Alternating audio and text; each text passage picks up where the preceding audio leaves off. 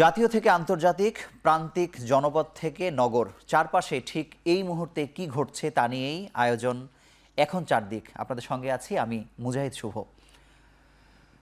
আওয়ামী লীগের ৭৫তম প্রতিষ্ঠাবার্ষিকীতে সকল নিবন্ধিত রাজনৈতিক দলগুলোকে আমন্ত্রণ জানানো হবে বলেও জানিয়েছেন দলের সাধারণ সম্পাদক ওবায়দুল কাদের।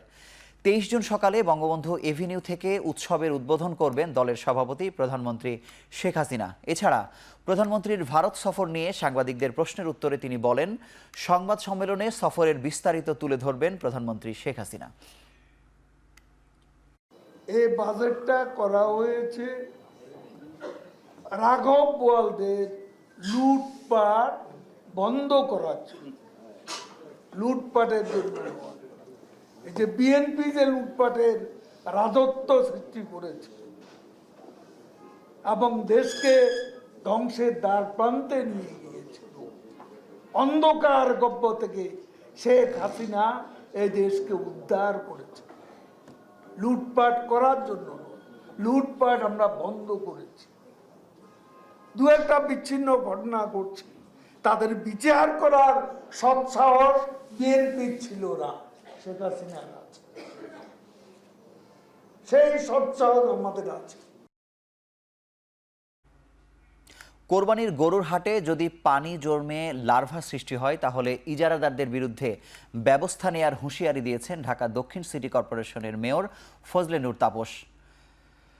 সোমবার সকালে ঢাকা মেডিকেল কলেজের নার্সিং হোস্টেলে ডেঙ্গু নিয়ন্ত্রণে পরিষ্কার পরিচ্ছন্নতা ও মশক নিধন কার্যক্রমের উদ্বোধন করেন ঢাকা দক্ষিণের সিটি মেয়র। এ সময় বহির্বিভাগের রোগীর তথ্য সরবরাহ করার জন্য স্বাস্থ্য মন্ত্রণালয়ের প্রতি আহ্বান জানান মেয়র তাপস। এতে করে সেখানেও লার্ভা ধ্বংসে কাজ করতে পারবে সিটি কর্পোরেশন। এছাড়াও ১ জুলাই থেকে ডেঙ্গু প্রতিরোধে নিয়ন্ত্রণ কক্ষের কার্যক্রম শুরু হবে বলেও নিশ্চিত করেন তিনি। যেখানে কোনো ওয়ার্ডে কতজন রোগী আছে সে তথ্য পাওয়া যাবে। আগামী ৪-৫ মাস হাসপাতাল, থানা, স্কুল, কলেজ, বিশ্ববিদ্যালয়ে আগাম চিরুনি অভিযান চলমান থাকবে। এরপরেই শুরু হবে নিয়মিত অভিযান। আমরা প্রাথমিক পর্যায়ে সকল হাসপাতালে আমরা করব, ঢাকা দক্ষিণ সিটি কর্পোরেশনে যে হাসপাতালগুলো চিহ্নিত ডেঙ্গু রোগীর চিকিৎসা দেওয়ার জন্য। এর পরবর্তীতে আমরা সকল পুলিশের থানাগুলো আমরা করব।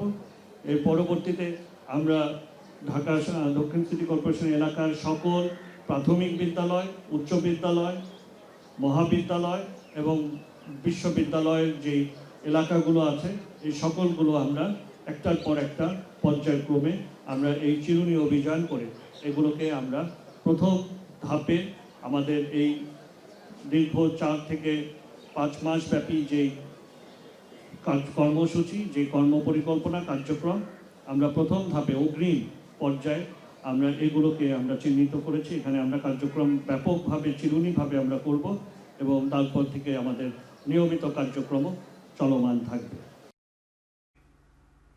সিলেটে ভারী বৃষ্টিপাতে পাহাড় ধসে চাপা পড়েছে ৩টি আধা পাকা ঘর। স্থানীয়দের কিছু বুঝে ওঠার আগেই মাটির সাথে মিশে যায় সবকিছু। সোমবার ভোর ৬টার দিকে নগরীর চামেলিবাগে এই দুর্ঘটনা ঘটে। এতে আটকা পড়েন ৩ পরিবারের ১৩ জন সদস্য। পরে ১০ জনকে জীবিত উদ্ধার করে ফায়ার সার্ভিস। তবে এখনও নিখোঁজ একই পরিবারের ৩ সদস্য। তাদের উদ্ধারে কাজ করছে সেনাবাহিনী ও ফায়ার সার্ভিসের যৌথ দল।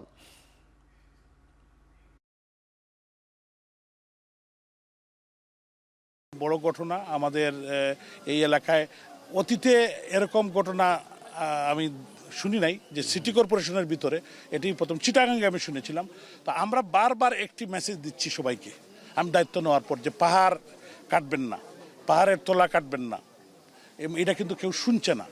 এই কারণগুলোতেই কিন্তু এই যে গড় বানানো, এইটাও কেয়ারফুলি বানাতে হবে। তো আমরা এটা জিরো টলারেন্সে যাব। আমরা পরিবেশ রক্ষার্থে মানুষের জানমাল রক্ষার্থে। কারণ এই যে মানুষগুলো আজকে ৩ জন, এক পরিবারের ৩ জন, আল্লাহ, আমরা আশা করি এরা এখনো জীবিত আছেন। যে ৪ জন জীবিত উদ্ধার করা হয়েছে।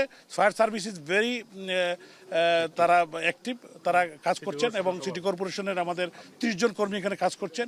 আসলে তো যারা কাটে বা যারা ভূমিদস্যু, তারা তো মানে জনসম্মুখে কাটে না, তারা রাতের অন্ধকারে যখন কেউ থাকে না, আধারে। তারপরেও আমরা ইনশাল্লাহ আমরা এখন এবং আজকের পরে এটা কঠিনভাবে আমরা এটাকে মোকাবেলা করব। চট্টগ্রাম বন্দরের নবনির্মিত পতেঙ্গা কন্টেইনার টার্মিনালের কার্যক্রম শুরু হচ্ছে আজ। এই টার্মিনালে প্রথম বাণিজ্যিক জাহাজ ভিড়বে। এর মাধ্যমে চট্টগ্রাম বন্দরের ইতিহাসে প্রথমবারের মতো কোনো বিদেশি অপারেটর বন্দরের টার্মিনাল পরিচালনায় যুক্ত হচ্ছে। পতেঙ্গা কন্টেইনার টার্মিনাল পরিচালনার জন্য গেল বছরের ৬ ডিসেম্বর চট্টগ্রাম বন্দরের সঙ্গে ২২ বছরের চুক্তি করে সৌদি আরবের রেড সি গেটওয়ে। এতে বন্দরের দক্ষতা ও সক্ষমতা বাড়বে। সব হজযাত্রীর ভিসা নিশ্চিত হয়েছে বলে জানিয়েছেন হাব সভাপতি এম শাহাদাত হোসাইন তসলিম। এজেন্সিগুলো সময় মতো মোনাজ্জেম ভিসা না পাওয়ায় জটিলতা তৈরি হয়েছিল। ভিসা জটিলতা, ব্যাংক থেকে নির্দিষ্ট সময়ে টাকা ছাড় না দেওয়ার কারণে হজযাত্রার মাঝপথে কিছু যাত্রীর সৌদি যাওয়া নিয়ে শঙ্কা তৈরি হয়েছিল। যদিও শেষ পর্যন্ত আর কোনো জটিলতা নেই। হজযাত্রা নিয়ে সংবাদ সম্মেলনে এমনটাই দাবি হাব সভাপতির। তিনি ভিসা জটিলতার দায় চাপান ধর্ম মন্ত্রণালয়ের ঘাড়ে। বললেন, এজেন্সিগুলোর মোনাজ্জেম ভিসা সময় মতো দেয়নি মন্ত্রণালয়, তাই বাড়ি ভাড়া করতে না পারার কারণেই জটিলতা তৈরি হয়। ঈদের আর বাকি এক সপ্তাহ। রাজধানীর স্থায়ী অস্থায়ী হাটগুলোতে ইতিমধ্যেই উঠতে শুরু করেছে পশু। স্বল্প পরিসরে শুরু হয়েছে বেচা বিক্রিও। তবে গোখাদ্যের দাম বেড়ে যাওয়ায় গতবারের চেয়ে বেড়েছে পশুর দাম। রাজধানীতে ২০টি পশুর হাট বসানোর সিদ্ধান্ত ঢাকা উত্তর ও দক্ষিণ সিটি কর্পোরেশনের। এর মধ্যে ঢাকা দক্ষিণে বসছে সারুলিয়া স্থায়ী হাট সহ ১১টি এবং উত্তরে গাবতলী স্থায়ী হাট সহ ৯টি। ইতোমধ্যে দক্ষিণ সিটি ১০টি হাটের ইজারা চূড়ান্ত করেছে, আর উত্তর সিটি ৫টি হাটের ইজারা চূড়ান্ত করেছে। অনেক হাটে এখনও চলছে শেষ সময়ের প্রস্তুতি। হাটের ইজারাদাররা বলছেন, নির্বিঘ্নে পশু বেচাকেনার জন্য সব রকম প্রস্তুতি নেওয়া হয়েছে। যাতে কোনো রকমের অসাধু লোক যাতে বাজারে ঢুকে ডিস্টার্ব করতে না পারে, সেই জন্য আমরা কড়া নজরদারি রাখতেছি। তারপর বাজার এখনও জমা ওঠে নেই পরিপূর্ণভাবে। ২-১ দিনের ভিতর বাজার আমার পরিপূর্ণভাবে জমা উঠবে। আমার এখনও কিছু কাজ বাকি আছে, সর্বোচ্চ গেলে ১ দিন বা ২ দিন আমার সময় লাগবে এই কাজগুলো সম্পূর্ণ করতে।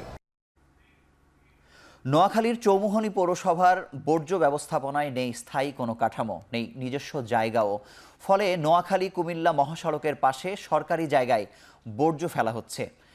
এতে যেখানে সেখানে ময়লা ফেলায় দূষিত হচ্ছে পরিবেশ। আর কয়েকদিন পর পর আগুনে বর্জ্য পোড়ানোর কারণে বায়ু দূষণের পাশাপাশি আবর্জনার বিশাল স্তূপ জমেছে। এছাড়া ময়লা পানি খালে ডোবায় জমা হয়ে ছড়াচ্ছে বিভিন্ন রোগবালাই। দূষণের কারণে ২ শতাধিক পরিবারের রোগবালাই নিত্যসঙ্গী। মহাসড়কের পাশে আবর্জনার স্তূপের কারণে দুর্গন্ধে ভোগান্তিতে পৌরবাসী। এ অবস্থা থেকে প্রতিকার চেয়েও মিলছে না উপায়।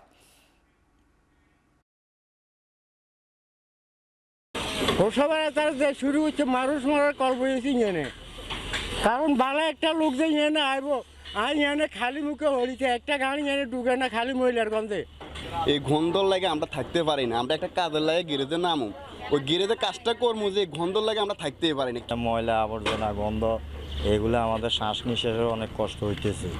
আমরা অনেকবার কর্তৃপক্ষরে জানাইছি, ওনারা এই ব্যাপারে কোনো পদক্ষেপ নেয় না। এবার আন্তর্জাতিক প্রসঙ্গ।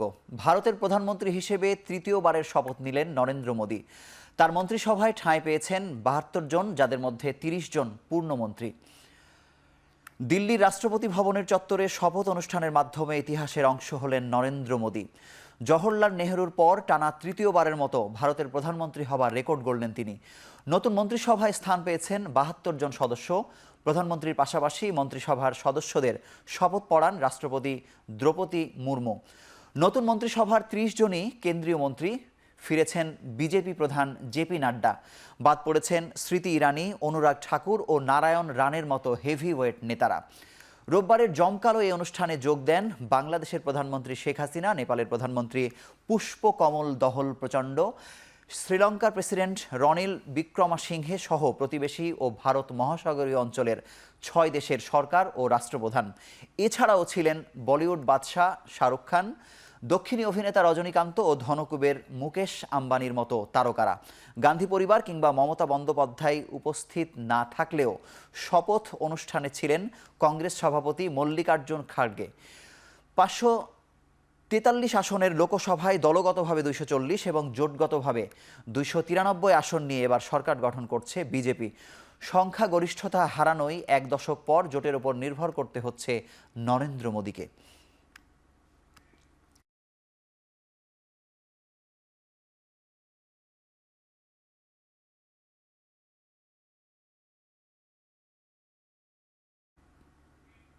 ফ্রান্সে হঠাৎ আগাম জাতীয় নির্বাচনের ঘোষণা দিলেন প্রেসিডেন্ট ইমানুয়েল ম্যাক্রো।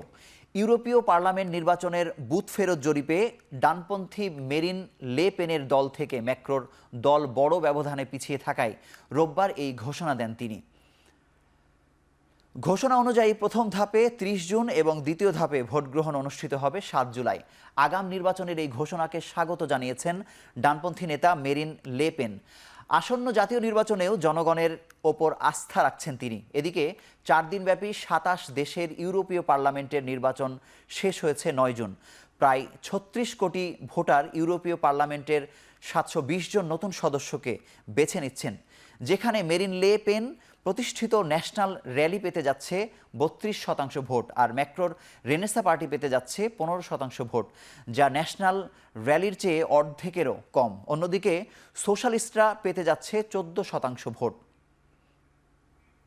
ভারী বৃষ্টিতে সৃষ্ট বন্যায় মারাত্মক ক্ষতির কবলে শনিবার অস্ট্রিয়ার বেশ কিছু এলাকা, বিশেষ করে দেশটির দ্বিতীয় বৃহত্তম রাজ্য স্টাইরিয়ায় অনেক ক্ষয়ক্ষতি হয়েছে। কোথাও কোথাও দৃশ্যমান হতে শুরু করেছে ধ্বংসাবশেষের চিহ্ন। বন্যার পানির স্রোতে অনেক জায়গায় রাস্তাঘাট ভেঙে গেছে।